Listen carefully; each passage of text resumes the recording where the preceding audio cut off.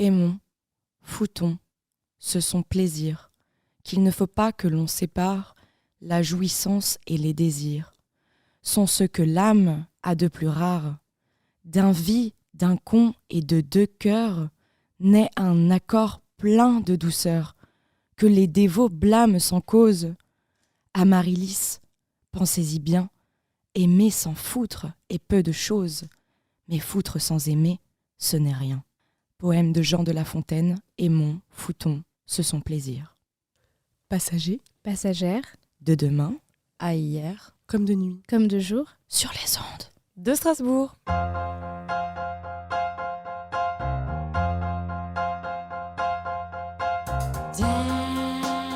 Bonjour à tous et à toutes, bienvenue sur les ondes des passagers de l'époque. Nous sommes là à l'association Speaker à la Méno pour mettre des mots sur des sujets qui nous touchent, qui vous touchent, qui touchent nos époques.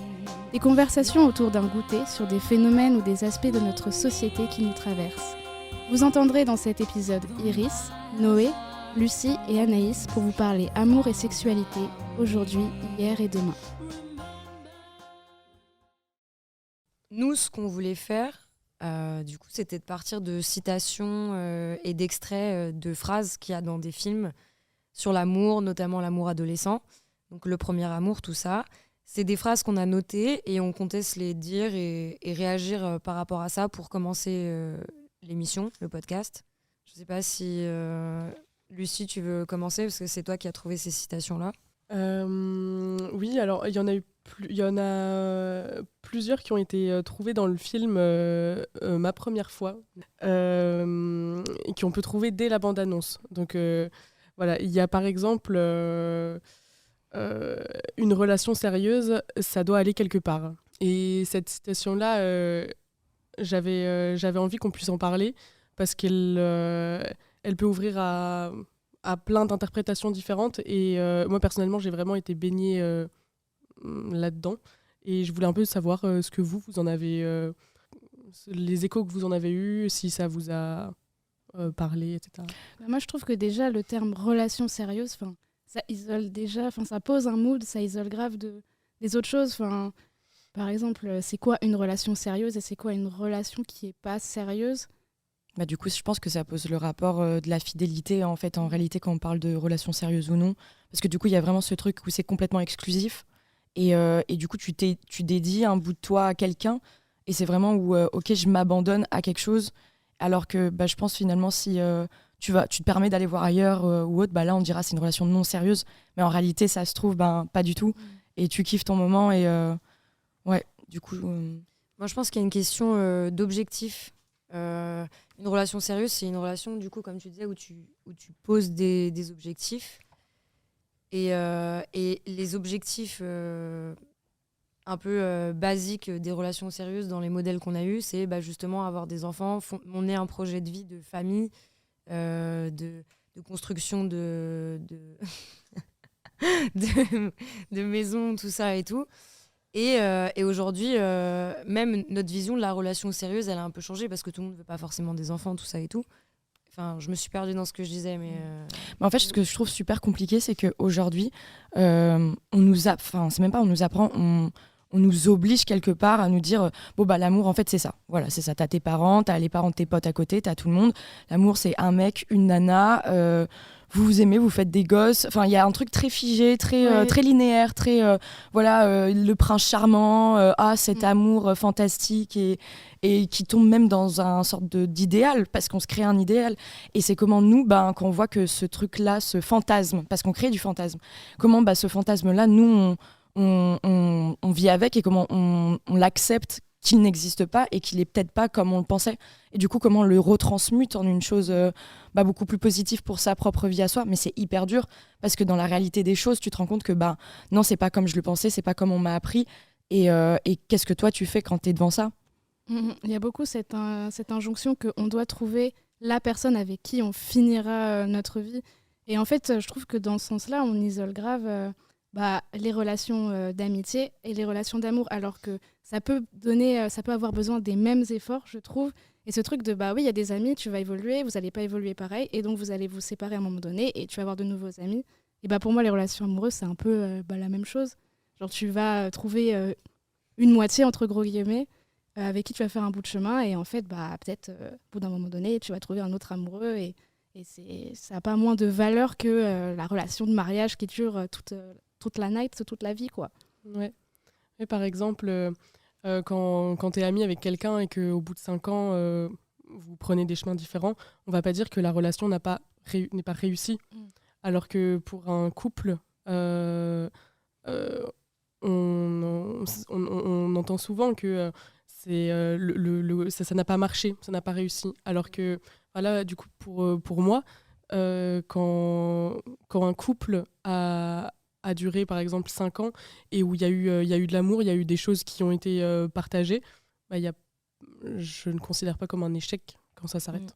Mais je trouve que cette question d'échec, elle revient sur l'idée de construction. Parce qu'en fait, quand tu es avec quelqu'un, en tout cas pour ma part, tu as cette idée où, je partage un moment avec cette personne et j'ai envie de construire, je dois arriver à une finalité avec cette personne-là. C'est comme une sécurité où, c'est avec cette personne que je vais faire un bout de chemin, ça sécurise quelque chose. Et du coup, forcément, quand tu n'es plus avec cette personne, tu as l'impression d'avoir échoué et d'être seul et de dire j'ai pas réussi à aller jusqu'au bout du chemin où je devais aller. Mais là où je pense qu'il y a erreur, c'est que finalement, il y a même peut-être pas cette idée de construction. Enfin, il y a peut-être qu'il y a juste, justement, c'est peut-être passager comme on. Enfin, ouais, Dans le même. Pardon. Non, t'inquiète. Mais il y a grave cette notion d'éternité. En mode, l'objectif principal de la relation, c'est l'amour éternel, c'est l'âme sœur, c'est la moitié, c'est même au-delà de juste la construction sociale. Il y a vraiment ce délire de oui, mais toi, tu vas être ma personne parce que je suis toi, tu es moi. Justement, et c'est pour ça que du coup on le vit vraiment comme un échec parce qu'il y a ce truc de mais du coup je n'ai pas réussi à me compléter et tout ça, et sauf que forcément si on part comme ça ça marche jamais. Mais après c'est super dur, je pense qu'aussi il faut reposer, enfin juste je sais pas si vous l'avez déjà fait, mais se poser la question de qu'est-ce qu'une relation pour nous, comment vous voyez la relation amoureuse, parce que par exemple on a des amis qui eux sont en polyamour. Et c'est hyper intéressant, c'est fascinant. Il y a vraiment pas cette question de moitié. Oui, c'est ça, c'est vraiment, je me sens complètement libre. Et après, c'est sûr que c'est un état d'esprit où il faut être dedans, quoi. Mais c'est hyper intriguant d'arriver à ces degrés-là de détachement et aussi de sécurité envers soi-même. Ouais, justement, ça me fait penser à un ami à moi qui me parlait justement de polyamour. Et la manière dont il en parlait, je trouvais que c'était... moi, je me suis pas reconnue là-dedans, mais je trouvais que c'était vraiment ce truc d'être en sécurité avec soi-même, où il parlait en fait d'une de ses amoureuses, en fait, avec qui il vit une relation à distance. Et elle lui parlait, elle, d'un homme qu'elle avait fréquenté, qu'elle avait rencontré. Et elle traversait une période un peu difficile, donc elle s'est beaucoup reposée sur lui. Et moi, mon ami, ce qu'il a dit, c'est j'étais trop content pour elle, quelqu'un qui ait pu être là quand moi, je pouvais pas être là. Et ça m'a fait grave plaisir. Et je me suis dit, mais c'est une vision de l'amour qui est à la fois géniale, mais tellement dure à atteindre. Ouais, c'est comme si c'était plus interne, mais il arrivait à avoir un recul sur un externe total et il n'est pas dans le hors contrôle de ses émotions. Et du coup, de l'égoïsme, parce que dans l'amour, il y a beaucoup d'égoïsme par rapport à soi, où c'est là où je trouve arrive vite la dépendance affective, ce genre de choses, où là, tu tombes dans des carcans horribles, mais ouais, c'est comment il relâche et il se dit moi j'arrive à prendre du recul avec ça et on me donne ça et c'est cool et je me suffis à moi-même en fait, et moi je trouve ça incroyable. Oui, il n'a pas douté de lui par rapport à cette autre personne. Il y a vraiment ce truc de j'ai ce truc avec elle et elle aura d'autres choses, mais ce n'est pas comparable et ça prendra pas le dessus, quoi. Mais c'est intéressant ce que vous dites, parce que vous dites que du coup c'est pas la même vision de l'amour en fait, et c'est grave dans le schéma qu'on nous a appris de tout ça, genre du coup il y a ce truc de l'amour me complète, l'amour vient me compléter à moi, tout ça et tout, donc il faut que ce soit exclusif, alors que dans ce que tu dis du coup de ton ami qui est en relation polyamoureuse, il y a grave ce truc de je suis tellement plein, moi, d'amour, que je peux en donner à plusieurs personnes. Et du coup, j'attends pas l'amour des autres, mais juste je le distribue, je le donne. Et en vrai, ça pourrait être super intéressant d'avoir ce truc-là, mais dans des relations aussi exclusives, où du coup, il y a une vraie indépendance, et du coup, on rentre pas dans ce truc d'égoïsme et de dépendance affective horrible. Et aussi, je trouve qu'il y a cette question de qu'est-ce qu'on attend de l'amour, en réalité, parce que c'est ça aussi. Là, tu viens de le dire, par exemple, la personne en polyamour n'attend pas finalement quelque chose de précis, Mais moi, je sais que pour ma part, ça peut arriver que j'ai des attentes, même inconscientes ou conscientes, mais que je sois là, waouh, je vais un truc trop cool, vas-y, j'en attends. Et le fait que je tombe dans une attente, et ben ça va créer une frustration énorme parce que c'est possible que ça ne vienne pas, mais du coup, c'est un peu. T'es face à toi-même, quoi. C'est le miroir devant le miroir. Enfin. Je sais pas, c'est vraiment une grande introspection finalement. Et puis il y a grave ce truc de pourquoi est-ce que j'attends ça de l'autre ? Pourquoi est-ce que j'arrive pas à me le donner à moi-même ? Du coup, il y a un peu un truc culpabilisant aussi de pourquoi j'arrive pas à me le donner ? Je suis obligée de rencontrer quelqu'un qui me fasse rire, qui me fasse nanana. Enfin, ouais, je me suis perdue, mais. Après, il y a des ça peut être aussi avec d'autres formes de relations. Parce que l'idée qu'on pourrait tout se donner par soi-même, moi, cette idée-là, moi, ça me... je trouve que ça peut être réducteur, mais des formes d'amitié, par exemple, dont tu parlais tout à l'heure, ça peut clairement remplir des besoins vraiment très, très, très forts qui peuvent être là, qui peuvent être même vécus comme quelque chose de parfois plus fort qu'une relation amoureuse. Ça peut être vécu de cette manière-là. Et du coup, ça me fait un peu penser aussi à cette phrase qu'on peut entendre et qui se matérialise souvent aussi, c'est l'amour, l'amitié, ce serait une sorte de salle d'attente en attendant de retrouver quelqu'un. Et avec tout ce qu'on peut entendre avec, on le voit plus, il est avec sa nouvelle meuf. Enfin, tous ces discours-là, moi, ça m'a vraiment questionnée à un moment parce que je me suis dit, en fait, là, il y a eu un moment où je me suis dit, ouais, j'ai envie de voir qui là ? Mais j'avais envie de voir mes amis parce que je sentais qu'il y avait vraiment quelque chose là de fort qui s'était tissé, presque de familial, et où j'avais pas forcément ce besoin d'amour dans un couple, mais que l'amour, il était aussi dans ce cocon-là, quoi. Je sais pas si chose. Mais du coup, je trouve que tu vois, dans l'amitié, il y a quelque chose de tellement plus paisible parce que du coup, finalement, t'es pas dans, je sais pas, dans cette, c'est pas les mêmes émotions en réalité, mais il y a quelque chose où tout de suite, tu te sens en sécurité. C'est paisible, tu te sens rassuré. Ouais, il y a une confiance absolue et c'est sûr que je trouve que ça peut être beaucoup plus fort et beaucoup plus sincère, même si l'amour avec un conjoint ou une conjointe reste sincère, mais il y a quelque chose de beaucoup plus neutre et qui fait que tu seras plus plus apte à Ouais, mais du coup, ça pose question, ce truc de se dire de comment ça se fait que du coup, avec l'amour, ça c'est moins neutre, parce qu'il y a aussi un peu cette phrase de mon partenaire, c'est aussi mon meilleur ami, ou des trucs comme ça, et il y en a au contraire qui... Mais ça, en vrai, c'est faux. Genre, en vrai, ton partenaire... ça dépend. À partir d'un certain moment, je pense, d'une relation avec quelqu'un, ça peut vraiment devenir ton meilleur ami, parce que du coup, justement, il y a ce truc où tu as construit quelque chose avec cette personne, comme tu peux construire des trucs avec des amis, des projets, tout ça, même des envies de vacances, de voyage, voilà. Mais je pense que le problème, c'est que du coup, quand on rentre dans un jeu de séduction, on veut toujours beaucoup plus impressionner la personne, montrer des trucs. Je sais pas, moi, si je vais avoir envie de séduire quelqu'un, je vais avoir envie de le faire super rire, mais tout le temps. Genre, je me dis, il faut que cette personne, elle rigole.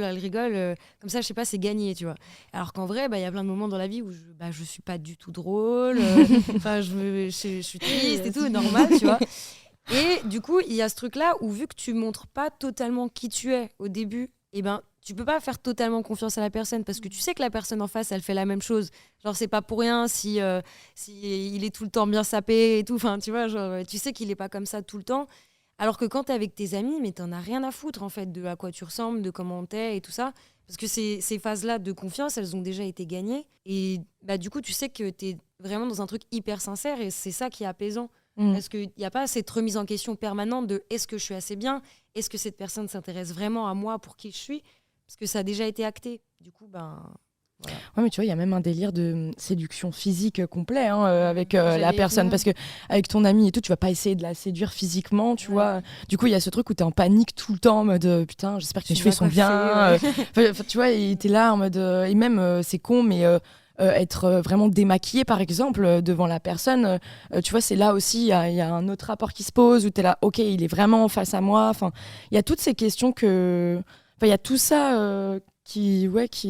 Mais tu vois, justement, à l'inverse des amitiés, même au début de la relation, il y a quand même un autre rapport qui se pose, qui peut quand même instaurer ce truc de confiance, c'est la partie sexuelle, la sexualité. Ouais. Genre ce truc de, bon, ok, tu vas pas tout montrer, comme avec tes amis et tout, mais forcément, quand t'es dans le lit, t'es obligé de montrer cette certaine... Ouais, ton corps... Ouais, Il y a un peu ce délire de performance aussi, en mode... C'est vrai, ça peut, en mode, tu sais, non, mais il faut que je sois belle même quand je fais l'amour. Tu vois, genre, là, tu vois, genre, il y a grave un truc aussi... Oui, ou même chez les hommes, ce truc de, vas-y, il faut que j'assure...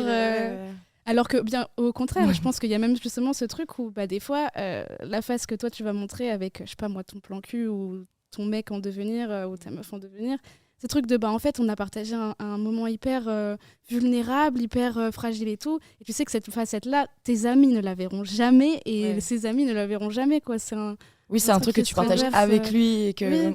Ouais. Non, c'est chaud. Même si les amis, c'est quand même franchement au courant de ce qui se passe généralement. Oui, mais vu que tu le vis pas. Est-ce qu'on n'aurait pas une autre citation Oui, justement, ce qui est complètement en lien avec ce qu'on disait par rapport à la performance. Les hommes proposent, les femmes disposent.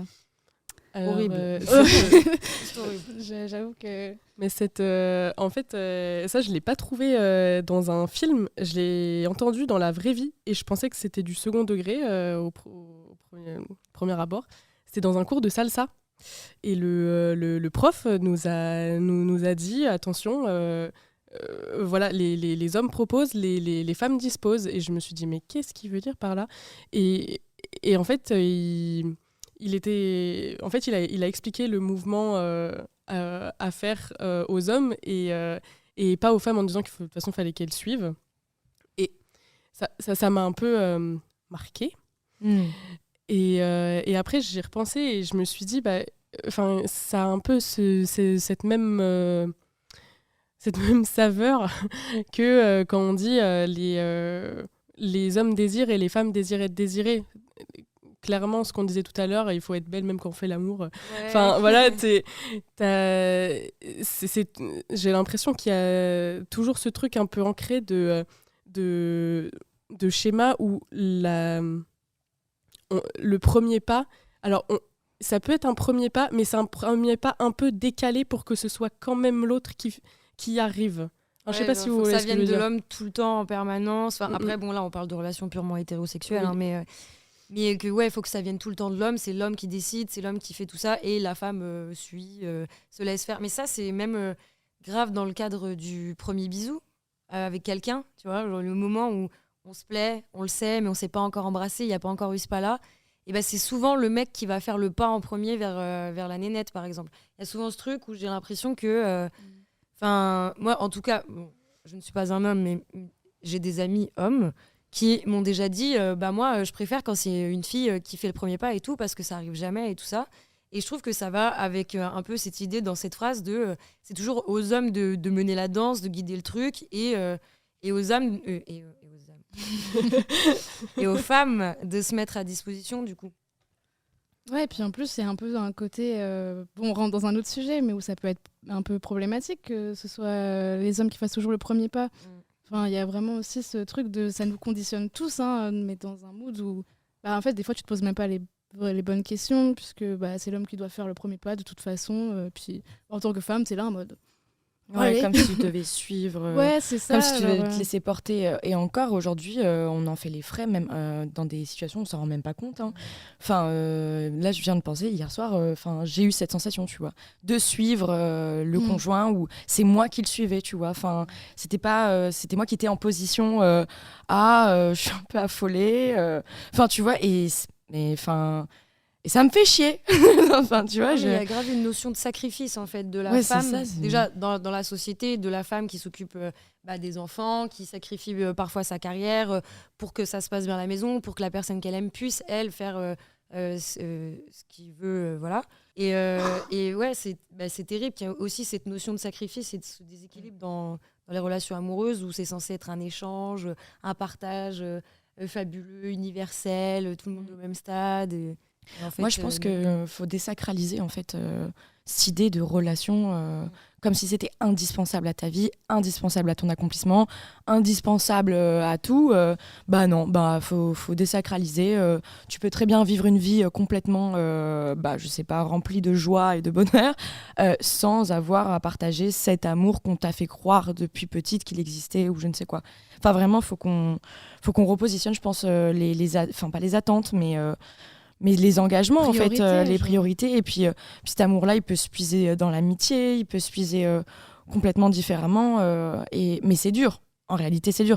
Parce que là, ce dont on parle, ça fait quand même depuis des millénaires, depuis quand même la nuit des temps, que il y a cette idée. Mais c'est même pire, c'est dans notre ADN. Genre, on est ça. amoureux parce qu'on est censé se reproduire. Oh là là. Et nous, on est là, on est en waouh, c'est trop beau l'amour et tout. Mais enfin, tu sais, il y a grave ce truc, ouais, c'est trop beau l'amour et tout. Et ouais. Et bah du coup, moi, ça me fait penser aussi à ma grand-mère parce que du coup, je me suis permise la dernière fois quand je l'ai vue de lui poser un peu des questions parce que ça m'intéresse vraiment, en fait, de savoir comment eux, à leur époque, ça se passait. Parce que c'est vrai que c'est complètement différent de nous aujourd'hui où on a accès aux réseaux sociaux, on déconstruit beaucoup de choses, on se remet en question sur beaucoup de choses, on essaie de refaire avancer des sujets, des débats, etc. Et je sais qu'elle, à son époque, c'était complètement tabou. Et il y a un truc qui m'a marqué, c'est que depuis des années, ma grand-mère me dit écoute, Noé, j'étais folle de ton grand-père et je l'aime et je l'ai aimé, mais j'ai un regret, c'est d'avoir eu que lui dans ma vie, mais même sexuellement, tout quoi.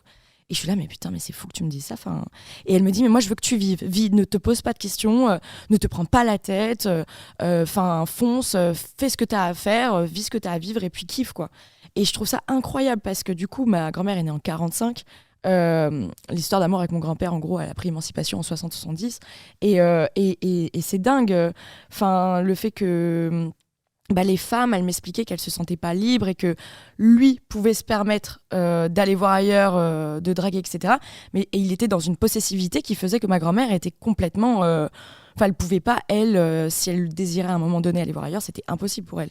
Mais il y a aussi cette idée où c'est terrible, mais elle n'en exprimait pas non plus l'envie. Mais c'est fou comme... moi, j'ai senti vraiment de la peine aussi, une frustration dans sa vie par rapport à ça. Et je trouve que ça questionne énormément. Du coup, j'ai enregistré le témoignage de ma grand-mère par rapport à ce que pouvait être l'amour et comment elle l'avait vécu et aussi par rapport à ses parents, elle, donc mes arrière-grands-parents, et ce pourquoi on décide de vous partager ça. C'était comment l'amour à ton époque ? Ah ben moi, c'était fusionnel. Fusionnel. Et puis au fur et à mesure de la vie, la fusion s'estompe. Et chacun s'épanouit à sa façon. Mais toi, en tant que femme dans le couple, comment tu t'es sentie ?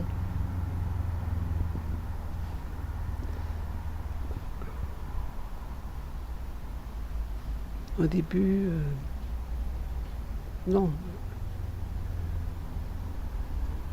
C'était l'homme qui gérait à l'époque. C'était l'homme, t'obéissais. Voilà. Au début, c'était la femme soumise. Ça a changé par la suite, mais oui. Et du coup, t'as eu qu'un amour dans ta vie ? J'ai eu qu'un amour dans ma vie.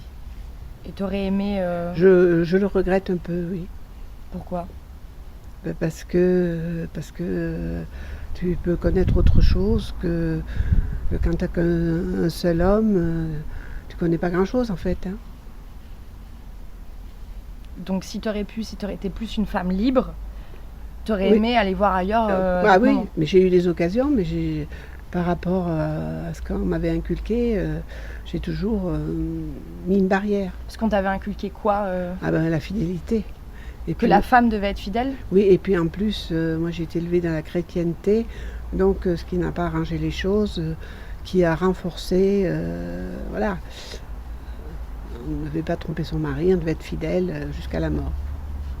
Ok. Et tes parents, c'était quoi la vision de l'amour de tes parents ? Comment ils vivaient tes parents ? Eux, c'était une autre histoire. C'était dans un milieu rural. En tant qu'enfant, tu tu ne voyais rien, ils ne laissaient rien présager sur leur amour, s'ils s'aimaient pas. On parlait pas de sexualité. Ah non, pas du tout. Mm. Pas du tout. Et du coup, le rapport à la sexualité aussi. De mes parents? De toi et toi, ton couple que tu as vécu et de tes parents. Ah ben, mes parents, je ne sais rien. On parlait pas de sexualité. Non. Donc tu savais rien sur l'éducation sexuelle, tu sais. Non. Non. Moi, toute gamine, il y avait un monsieur qui était un voisin, on était allé poser des questions, comment on faisait les bébés. C'était pas mes parents, c'était tabou.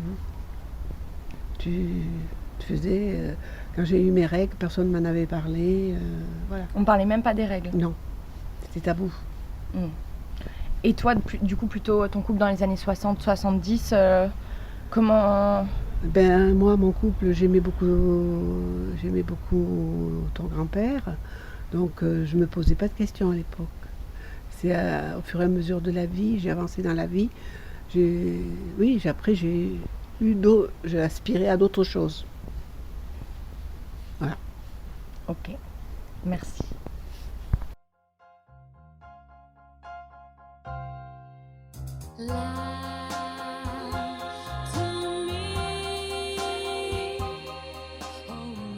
Oui, moi, ce qui me choque de ouf dans ce témoignage, c'est surtout l'aspect on m'avait jamais parlé de règles avant que je les ai. Ça veut dire qu'un jour, Janine s'est réveillée avec du sang dans son lit et elle savait pas ce qui se passait. Et j'ai l'impression qu'il n'y avait pas forcément en plus cette ouverture de pouvoir aller vraiment questionner ses parents, tout ça. Et je suis contente parce que même si aujourd'hui, peut-être il y a quand même des sujets qui sont tabous avec nos parents, après bon, selon les familles dans lesquelles on a grandi, voilà, et qu'il y a quand même des tabous et tout, même à l'école, dans les sociétés, tout ça et tout. Je suis quand même contente de ne pas avoir été dans cette situation de j'ai absolument rien autour de moi pour me renseigner, pour être au courant, ou de professeurs qui peuvent m'en parler, qui m'en parlent d'eux-mêmes, même si, bon, oh là là, je suis en 4e, ça me met mal à l'aise. Mais j'ai l'impression que c'est vraiment horrible de devoir tout découvrir comme ça, de manière un peu primaire. Voilà. Je trouve qu'en plus, à cette époque, c'était pire parce qu'il y avait quelque chose de très froid.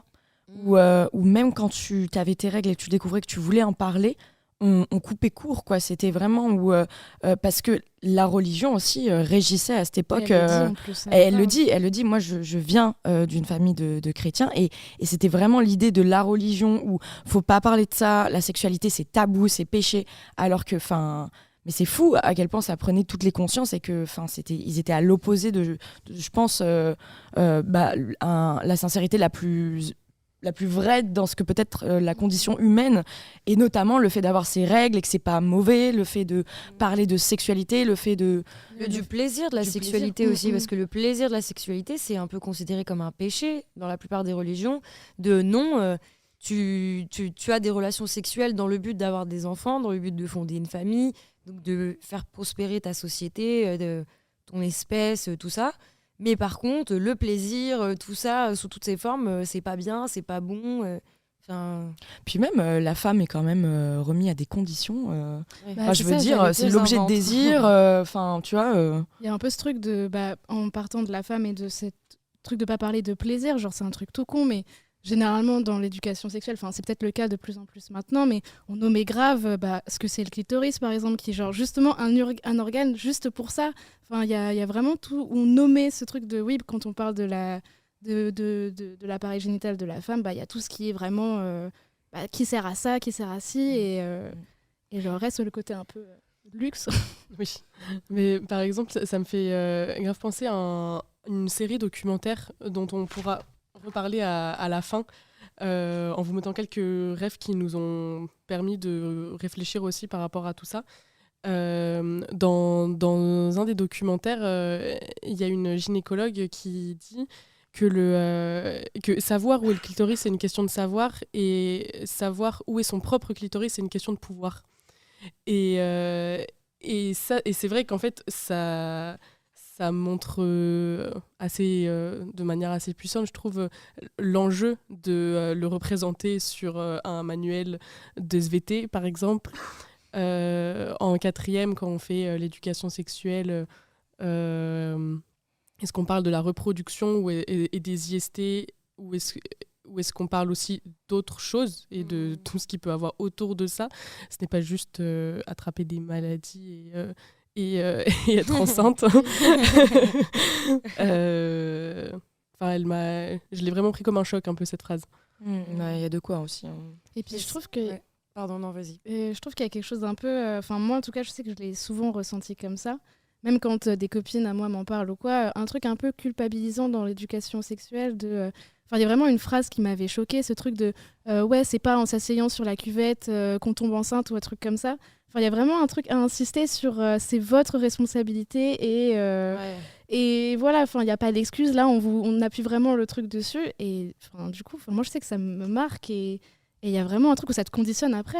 Si tu prends pas la pilule, tu commences à devenir complètement zinzin avec ça, en mode... C'est hyper traumatisant. Genre, on présente la sexualité aux jeunes comme attention, c'est extrêmement dangereux. Tu vas peut-être mourir, tu vas peut-être avoir le sida, tu vas peut-être être enceinte, tu vas peut-être avoir les deux, tu vas finir droguée sous un pont et ta vie va être horrible. Alors que on pourrait dire oui.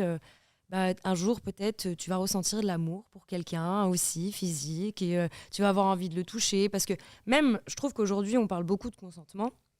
Et c'est trop bien qu'on apprenne aussi le consentement, à savoir quand on nous dit non et à savoir dire non. C'est hyper important. Mais je trouve qu'il n'y a pas assez de discours, même avant de parler de consentement, tout ça, pourquoi est-ce que tu peux avoir envie de faire l'amour? Pourquoi est-ce que ça peut te faire du bien? Pourquoi est-ce que tu peux avoir envie de faire du bien à l'autre? Et pourquoi est-ce que c'est pas gênant d'avoir envie même d'en parler avec tes copines ou tout ça? Enfin, c'est un peu comme aussi tout ce délire aussi de culpabilisation, même par rapport à la masturbation, par rapport à ce genre de sujet où, je sais pas, dès que c'est un truc au plaisir, c'est tellement intime. Bon, c'est ce qu'on disait aussi tout à l'heure, c'est un truc que tu partages avec l'autre, t'es vulnérable, c'est votre moment à vous et tout ça. Mais il y a quand même encore, je trouve, beaucoup d'œillères sur ce sujet-là. Donc on essaye d'en parler en mode si, le consentement c'est important parce que forcément, y a des agressions sexuelles et tout ça, et voilà. Mais je trouve qu'on accentue pas assez le parler plaisir, en fait. Et puis même, il y a un peu ce truc des fois où tu as un rendez-vous avec quelqu'un et ça va être la suite logique de tu montes chez moi et on va faire l'amour, alors que... Non, ouais. Donc déjà, et puis ce truc de se reposer la question, pourquoi j'en ai envie, est-ce que j'en ai envie, il y a grave ce truc autour et dans quelle mesure j'en ai envie, est-ce que j'ai juste envie d'un câlin? C'est possible d'avoir envie juste d'un câlin, et c'est trop bien, c'est le meilleur câlin de ta vie, voilà quoi. Mais c'est vrai que pour rebondir aussi sur le témoignage du coup de ma grand-mère, moi ce qui m'a aussi beaucoup marqué, c'est le fait qu'elle dise j'étais une femme, on est des femmes soumises. Et je trouve ça super fort parce que je suis là putain mais comment ça, et je trouve ça fou parce qu'aujourd'hui, alors oui, on s'émancipe, on est jeunes, nous on arrive encore, on n'est pas, on peut s'émanciper de ça, le choisir ou non, voilà, on a le libre arbitre dessus, mais on le subit quand même des moments, encore une fois, indirectement ou non, tu vois, et on a encore cette pression, on a cette pression sociale, encore je trouve, de devoir répondre à des attentes, et voilà, et je trouve que c'est pas encore fini en fait. C'est comme l'image. L'image que ça renvoie. Non, mais même rien que l'image de la businesswoman qui a tout réussi, qui a réussi à faire sa carrière, à avoir une famille, un mec trop génial, qui voyage, qui a quand même.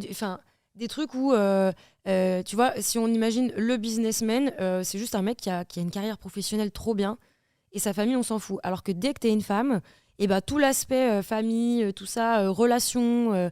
Ça fait partie aussi de ce truc-là, tu vois. Et je trouve qu'il y a cette pression double super chiante de attends, mais t'es une femme, il faut que t'aies envie de ça. J'ai un peu l'impression de dire des vérités vraies en disant ça, mais ça me fait penser à quand je travaillais sur mon mémoire. Je travaillais sur une pièce qui traitait du football féminin, et je suis tombée sur un article justement qui parlait de ça, qui remarquait qu'en fait, quand on parle de football masculin, on n'est pas obligé de préciser que c'est la ligue de football masculin, alors que quand c'est du football féminin, on est obligé de le préciser. Donc c'est plein de petits trucs, comme tu disais, où encore aujourd'hui, ça nous fait pas forcément tilt. Et je trouve ça dur, hein. Franchement, il y a des moments où moi, personnellement, je ressens une pression sociale en tant que femme, et ça me fait chier. Et je vois que ça se ressort dans les rencontres, et franchement, je trouve ça pas simple. tout l'aspect aussi par rapport au physique. Moi, je sais que quand je vais rencontrer des gens, même pour mon professionnel et tout, il faut pas juste que je me sente bien soignée, il faut que je me sente belle. Et c'est important que je sois belle. Genre, je sais que par exemple, si même, un exemple tout bête, mais si je suis dans une soirée et que je sais pas, je vais être en mode tranquille, jogo, trop bien, voilà. Et genre, je sais qu'il y a des moments donnés, dans certaines interactions sociales, le fait que je ne me démarque pas par ma beauté ou par nanana à ce moment-là, on va moins m'écouter, on va moins me donner cette attention-là. Genre vraiment ce truc de je suis un produit, je me mets en avant et sinon on va pas écouter ce qu'il y a derrière.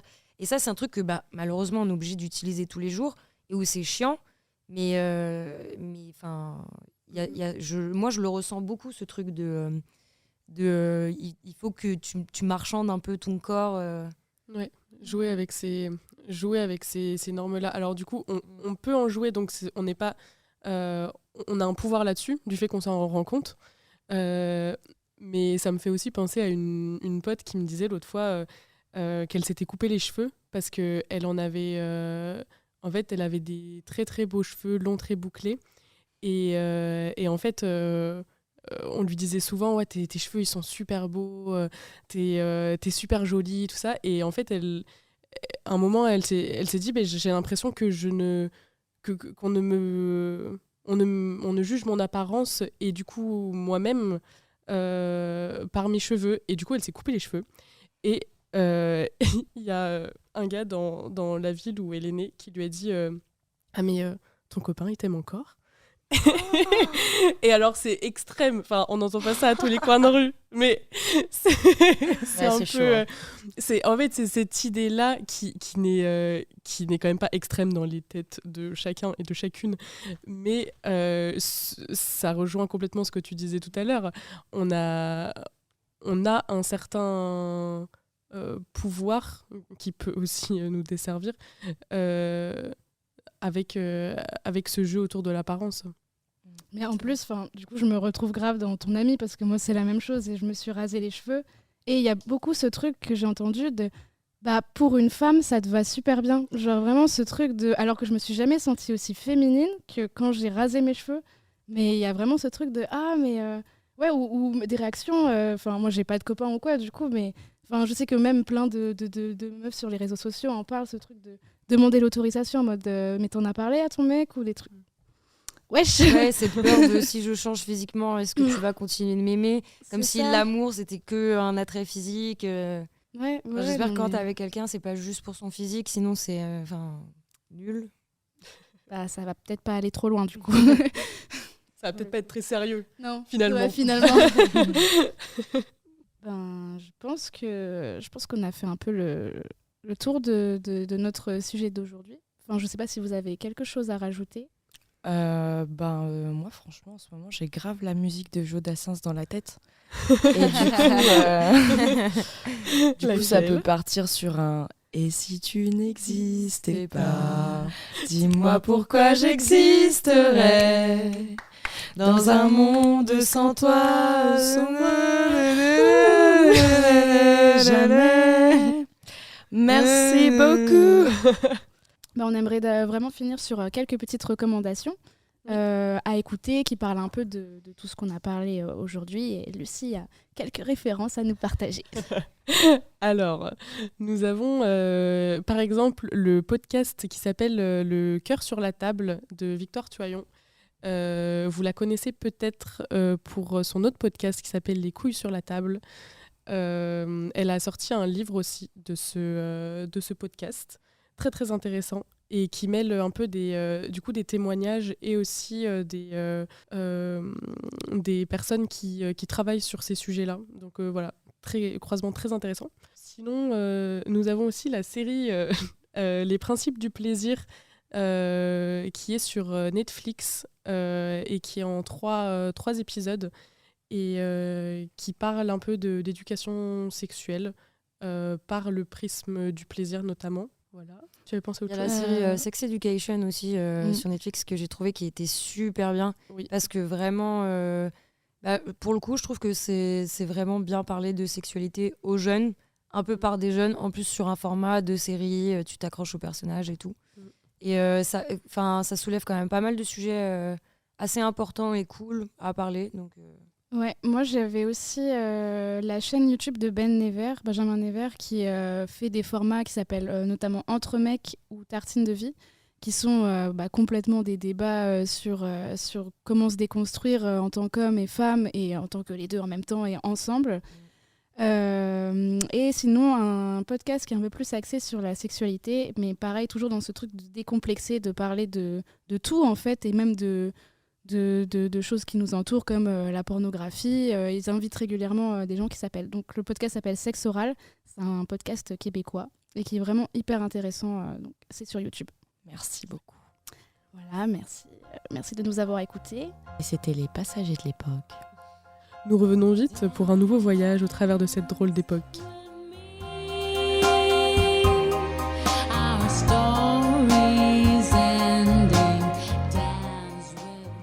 Passagers, Passagères, De demain à hier, comme de nuit. comme de jour. sur les ondes de Strasbourg.